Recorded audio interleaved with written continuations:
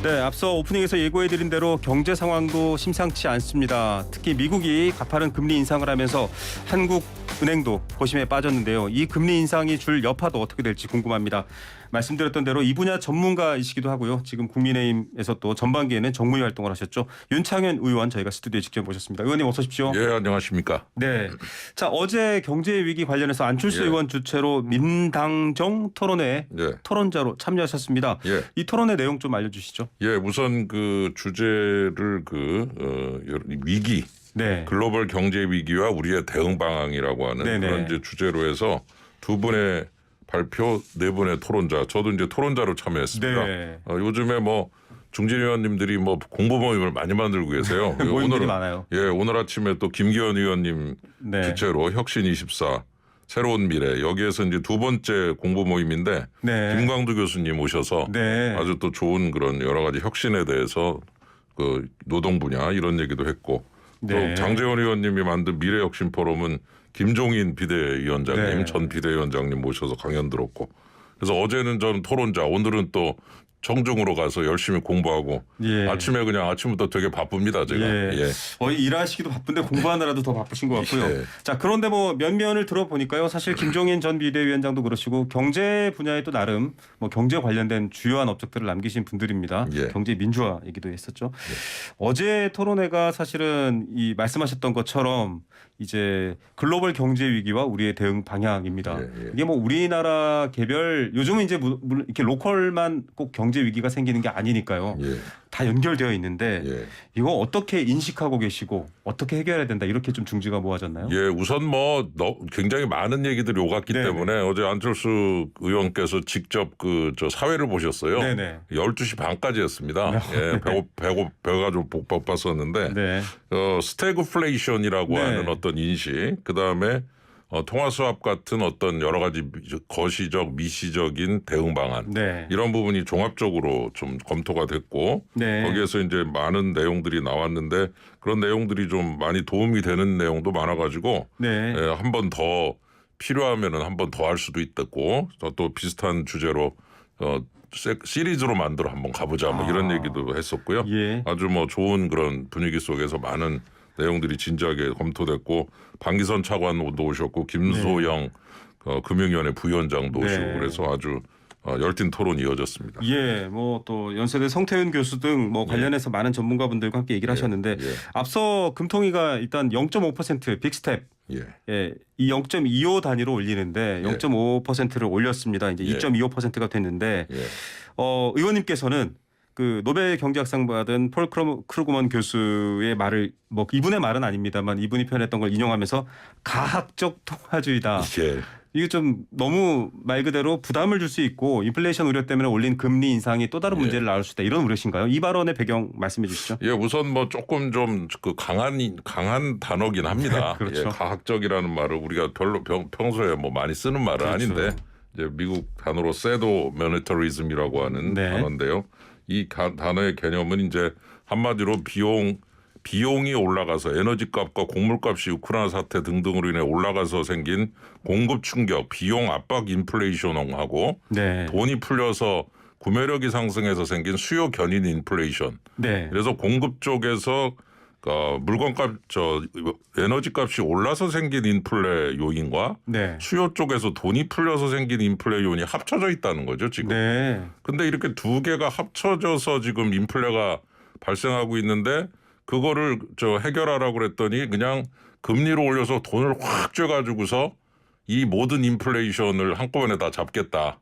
이렇게 이제 나왔을 때 과연 그로 인한 부작용은 또 없겠는가. 네. 금리가 너무 빨리 오르면 아무래도 빚을 가진 사람들이 이자를 그렇죠. 못 내는 수도 생기고 네. 이자 내느라고 소득이 줄어들어 가지고 가처분 소득이 줄면 먹고 살 돈이 줄어들잖아요. 네. 그러면 이제 수요가 줄어들어서 경기가 침체가 될 수 있기 때문에 네. 지금 미국 같은 경우는 경기가 이미 좋아지고 있었고 네. 그리고 우리나라만큼 가계부채가 많지도 않아요. 네. 그런데 우리나라는 지금 경기가 그렇게 좋아지지도 않았고 그리고 가계부채가 2,000조입니다. 코로나를 거치면서 사실 더 심해진 면도 심해졌죠. 있고요. 그 전에 이제 그 임금을 너무 빨리 올려가지고 임금 네. 충격으로 인해서 경제가 조금 타격을 입었거든요. 네. 그런 것까지 합쳐서 미국하고 비교할 바가 아닌데 미국하고 거의 똑같이 가고 있다 이럴 때 네. 과연 이제 어떤 효과가 나올 거냐. 네. 그럴 때 잘못하면은 이 수요 쪽 인플레와 공급 쪽 요인이 합쳐져 있는 인플레를 네. 그냥 돈을 그냥 죄가지고서 다 풀어버리려고 하다가 네. 가계부채 이자 부담이 너무 늘어나면 네. 혹시라도 이자를 못 내고 신용불량자가 되면 그 다음에 파산할 수 뭐 있죠. 엄청난 네. 그 문제가 오고 그 다음에 부동산 값이 너무 떨어졌다. 그러면 그 담보대출 받으신 분은 담보 가치가 떨어진 만큼 대출 회수가 들어와요. 그렇죠. 예, 이게 과거에 일본이 겪었던 문제거든요. 그래서 일본의 우리가 장- 사실 부동산이 떨어지면은 좋은 면이 있지만 네. 그러나 너무 떨어지면 이게 빚을 가진 분들이 담보 가치가 떨어져 가지고 네. 담보 가치 떨어진 만큼 대출 회수가 들어와 버리면 원금을 못 낼 경우에 그렇죠. 그로 인해서 대출 못 갚게 되면 신용불량자가 되기 때문에 우리가 내려갈 때도 굉장히 조심스럽게 천천히 잘 내려가야지 그냥 내려간다고 좋아할 일만은 아니다. 네. 이런 부분을 좀 얘기한다는 면에서 크루그만 교수 평소에 이분의 모든 주장을 제가 동의하지는 않지만 이번에 가학적 통화주의라는 말을 좀 인용을 해서 네. 조금만 좀 속도 조절하자 이런 말씀을 좀 드리고 싶었습니다. 네, 경제 현실은 외면하고 긴축적 통화 정책을 밀어붙인다라는 의미를 가학적 통화주의다라고 비판하는 측면인데 뭐 스웨덴이나 다른 나라 상황인데 우리나라에도 지금 이거 되지 않느냐라는 설명이신데 의원님 예. 지금 말씀하셨다시피 한계 가구도 많습니다. 예. 즉 내 수입으로 이자도 감당이 안 될 수 있는 그렇죠. 가구가 굉장히 많다라는 그렇죠. 조사가 있는데 예. 지금 0.5% 금리를 올리는 정책이 물론 이제 물가 억제가 가장 큰 목표라고 합니다만 어떻습니까? 지금 가계부채 2,000조잖아요. 예, 2,000조 조금 안 당장 되지만. 예. 뭐가 터질 거다라고 우려하는 목소리들도 나와요. 그래서 지금 좀 걱정입니다. 왜냐하면은 2,000조 그냥 1,860조 한 1,900조인데 그냥 편의상 2,000조라고 저 반올림 해보면 네, 그 1%가 이제 20조란 말이에요. 네, 그러면은 1%가 올라가면은 1% 포인트가 올라가면 네, 저 이자 부담이 20조 원이 늘어나는 거예요. 그러면 그 20조가 이제 가계에서 나와야 되니까 네, 그 가계당 대략 한 100만 원 이상 되는 수준의 네. 이자 부담이 생긴다는 이제 분석도 있지만 계속 올라가면 계속 그 부담이 늘어날 텐데 과연 이제 현재 같이 안 좋은 상황에서 네. 이게 잘 작동할 거냐. 두 번째는 우리나라가 미국하고 다른 게 가계부채가 많다. 2번 자영업자가 많다. 그렇죠. 자영업자가 굉장히 많습니다. 맞습니다. 자영업 대출이 한 900조쯤 됩니다. 아유. 그러면은 그 자영업 하시는 분들 지금 장사가 잘 안 되시고 하는데 네. 이분들도 1%포인트 올라가면은 9조라는 얘기거든요. 예. 그러면 거의 10조가 또 이자로 들어가고 그러면 가계와 자영업자 두 그룹이 지금 금리 인상으로 인해서 추가로 부담해야 될 엄청난 이 규모의 이런 부분이 과연 이제 경제에 그대로 영향을 미치지 않을까라는 우려를 할 수밖에 없는 상황이라서 저는 이제 되도록 조금 속도 조절을 좀 했으면 좋겠다라고 네. 생각했는데 역시 이제 외화 부분에서 금리 역전. 금리 역전 현상. 네. 그래서 미국보다 금리가 낮으면 달러를 바꿔가지고 다 나가버린다. 네. 달러 쪽에서 문제가 생긴다. 이 부분 때문에 이제 어쩔 수 없는 이런 이제 조치를 취했다고는 보는데 과거에도 사실은 역전된 적이 있었죠. 있었고 네. 그리고 우리나라 경제에 대한 저 중장기적 전망이 그렇게 나쁘지 않기 때문에 네. 그 조금 이 부분을 좀 감안을 해서 통화 수학 같은 걸 통해서 좀 위험을 관리할 수 있다면은 속도 조절이 좀 가능하지 않을까라는 생각을 조심스럽게 하는데 예. 하늘의 독립성을 제가 침해하고 그렇죠. 싶다는 소리를 듣기만 안 되기 때문에 네. 저의 개인적 의견임을 전제로 예. 저는 조금 이 가계부채가 많다 자영업자 부채도 엄청나다라는 네. 이 대한민국 경제의 어떤 아주 뚜렷한 차이점을 반영을 한 어떤 그런 그 통화 정책이 필요하지 않느냐라고 조심스럽게 한번 말씀을 드립니다. 예, 뭐 집권 여당 의원이시고 또 금융 전문가이시지만 사실은 이건 뭐 당 여부를 떠나서 많은 분들이 동의하실 생각일 것 같고요. 예. 어떻습니까? 만약에 제가 이제 여쭤보고 싶은 거는 실제로 가시적으로 이제 코로나19 재유행도 오고 있습니다. 앞서 예. 말씀하신 자영업자 대출, 가계 대출 예. 또 지금 국가 부채를 줄이겠다라고 이제 예. 국가 재정 전략 회의에서도 긴축 재정을 얘기하고 있습니다. 예. 그리고 돈이 다 묶인다라는 소리인데 그렇죠. 예. 앞서 말씀하신 가장 우려되는 침체, 즉 이게 심장이 약하게 뛰고 혈압이 약할 수 있는데 그렇죠. 아예 죽어버리면 아무것도 안 되는 정말 비상 상황이지 않습니까? 그렇죠. 예. 침체 우려는 어떻게 보세요? 그러니까 이제 재정을 이럴 때 또 풀으면은 좋은데 네. 너무 빚이 많아요 지금 또 전 정부가 네. 좀 원망스럽습니다. 예, 조금만 여지를 남겨놓고 좀 풀으셔야 되는데 이제 전 정부에서도 좀 일단 코로나 전 대응한다고 많이 정부에서 썼어요. 코로나 대응한다고 너무 써가지고서 네. 빚이 뭐 400조 이상 거의 500조 네. 가까이 늘어나 버려서 지금 이제 빚 늘리기도 어렵고 네. 그리고 통화는 또 죄고 있고 그러니 지금 국민들은 방법이 지금 없다. 이자는 더 내야 되고 네. 경기는 나빠지고 그 지금 금융도 묶였고 재정도 묶여버렸고 그리고 지금 우크라이나 사태는 저렇고 네. 그래서 대외 상황도 예, 아니고. 묘하게 그냥 하나 정도 그저 바람이 있다면 러시아가 좀 마음을 돌려서 푸틴 전쟁이 대통령이 빨리 끝나는 완전히 네. 빨리 끝나는 순간 이제 악재 하나 큰 게 해소가 되니까 그때 이제 좀 여러 가지 저 에너지 뭐. 값이나 곡물값 떨어지고 네. 뭐 이런 거를 기대하는 건데 이거 하나밖에는 지금 어떻게 좀 예. 기대할 데가 없어서 저는 이 한시적 시한부 악재라고 하는 것이 우크라가 어차피 네. 한시적 시한부 악재거든요. 네. 그래서 그로 인해서 발생하는 수많은 충격이 영원히 갈 거다라는 식으로 생각할 필요는 없다. 네. 다만 이제 경제 정책을 할 때도 금융 정책을 할 때도 우크라가 그래도 이제 좀 끝날 조짐들이 서서히 보이고 있다라는 거를 전제로 해갖고 좀 여유 있게 좀 했으면 좋겠는데 네. 0.5% 포인트를 막 올리고 이러니까 참 예. 현기증이 납니다.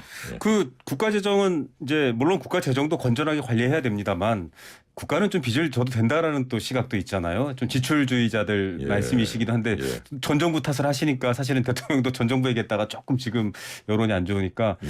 뭐 전 정부에서는 또 썼다라는 자기 논리가 있을 테고 오히려 그렇죠. 재정 지출을 확대하는 방향으로 가는 거는 지금 제가 볼 때 뭐 어차피 이제 방향을 잡았다라고 보여지고요. 지금 뭐 50% 중반이 목표지만은 우리가 그 OECD 평균 100% 이런 것에 대해서 상당히 안심한 분들도 있는데 네네. OECD에는 미국이라든가 일본 같은 그런 아주 그 기축통화 네. 남들이 다 쓰는 돈을 발행하는 나라들이 있어요. 또 네네. 독일이라든가 이런 데 유로 아닙니까? 유로 그렇죠. 남들이 다 쓰는 돈이거든요. 남들이 다 쓰는 돈 발행하는 나라들은 조금 여유가 있는 겁니다. 네. 우리는 지금 워낙 아무도 안 써요. 그렇죠. 예, 그렇기 때문에 OECD 중에서 남들이 안 쓰는 돈을 발행해서 쓰는 비기축통화국만 따로 분류해 보면 거기는 한 50% 정도 됩니다. 네. 그렇기 때문에 그 기축통화국과 비기축통화국이 섞여 있는 통계를 그냥 평균 내갖고 안심하시오. 이거는 절대로 안 되고 네.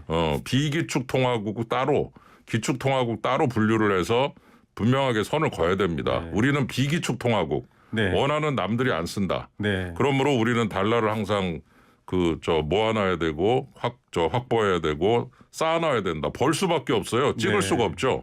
그런 나라에서는 빚 관리를 잘해야 되는 게 빚이 너무 많아지면은 달러가 나가버립니다. 네. 이 나라 바로 안 좋다. 신뢰 문제. 예, 그러면 이제 그 외환 부분에서 고장이 나면 엉망이 되기 때문에 네. 우리가 빚 관리를 잘해야 되는 이유는 바로 우리가 비기축통화국이기 때문이다라는 면에서 네. 우리가 그 부분을 어쩔 수 없이 인정을 하고 조심스럽게 이걸 해야 되니까 네. 재정을 또 지금 확 풀어서 네. 화끈하게 간다. 그러고 싶으실 겁니다 아마. 저도 마찬가지고. 그러나 그렇죠. 쓸 수만 있다면. 쓸 수만 있다면 그러나 그거를 이렇게 그 카드를 막 이렇게 네. 막 그 함부로 쓸 수 있는 카드가 이미 아니다라는 네. 것을 인정할 수밖에 없고 그 부분에서는 전 정부 탓이라는 표현을 쓰셨지만 탓의 문제가 아니고 네. 그야말로 주어진 현실이 상황이 그렇다는 그렇다는 네, 거죠. 알겠습니다. 예, 예. 그 대통령 주재로 2022 국가재정전략회의가 열렸는데 예. 뭐 긴축재정 방향을 정했습니다. 지금 예. 말씀하신 여러 현실 상황 때문인데 예, 예. 코로나 관련 생활지원금이나 예. 뭐 여러 가지 좀 지원금을 많이 축소한다라는 얘기가 예. 나오면서 예. 코로나 확산 시기와 맞물려서 좀 불안해하는 분들도 있습니다. 예. 이 부분은 이제 선별적으로 하겠답니다. 아예 그렇죠. 없애다가 아니라 그렇죠. 더 힘든 분한테 집중하겠다라는 맞습니다. 건데 예. 예, 지금 시기에는 맞나 이런 의문도 있으신 것 같아요. 몇몇 분들은. 그래서 이제 하여튼 부담을 지을 수 있는 능력, 빚 부담 능력, 혹은 그 소득을 얼마나 버느냐를 가지고서 50 중위소득에 해당하는 네, 소득의 나눠서? 아래쪽만 도와드리고 네. 위쪽은 좀 직접 좀 버티시라. 버티시라. 그래서 사실 저도 힘들어요 하는 분이 한둘이 아니지만 그래도 이제 전체 흐름으로 볼 때 약 한 2인 가족 기준 한 330만 원쯤 되거든요. 네. 예, 그 소득이 안 되시는 분한테만 집중적으로 좀 도와드리겠다라는 쪽으로 해서 재정도 절약하고 효과도 누리자 이렇게 네. 이제 정했는데 사실 뭐 생각 같아서는 뭐 화끈하게 100만 원, 200만 원씩 다 드리고 이러면 좋겠죠. 그러나 이제 달러, 엔화, 유로 쓰지 않는 나라의 서름이다. 서름이죠. 네, 이렇게 말씀해 그리고 주셨고. 그동안 또 빚이 많아졌기 때문에 조금 조정을 해야 되는 상황에서 예. 고육지책인 측면도 있고 복지라고 하는 것과 현금 특히 현금 복지는 진짜로 좀 힘든 쪽에다만 집중하는 것이 훨씬 더 두텁고 촘촘하게 도와드릴 수 있는 복지 정책이다라는 사실 이 네, 부분도 좀 알겠습니다. 감안을 해야 될 것 같습니다. 자, 뭐 여러 현안이 있는데 오늘 핫한 뉴스가 금리 인상이기 때문에 관련 얘기를 좀 더 여쭤볼게요. 지금 미국은 울트라 스텝 얘기도 나옵니다. 예, 1% 포인트를 예. 한 번에 올린다. 예. 그 교수님, 의원님께서 말씀해 주신 것처럼 급격하게 이런 효과라든지 인하나 인상을 주는 건 결국은 심리적이거나 혹은 경제 주체들한테 어떤 임팩트를 주겠다라는 예. 의도로 보이거든요. 예. 미국이 1% 올릴 수도 있나요? 글쎄 저는 뭐 아직은 이렇게 쉽지 않을 거라고 생각이 들지만 네. 훨씬 여유는 있습니다. 경기가 이미 좋아졌고요. 고용률도 그렇죠. 고용률도 좋아지고 그래서 이미 그 금리 인상 요인들이 많이 발생을 했기 때문에 네. 조금 미뤄놨다가 한꺼번에 숙제하는 분위기거든요. 근데 우리는 지금 숙제를 할 상황이 아닙니다. 그러면 미국이 예. 1%라는 울트라 스텝을 밟지 예. 않더라도 예.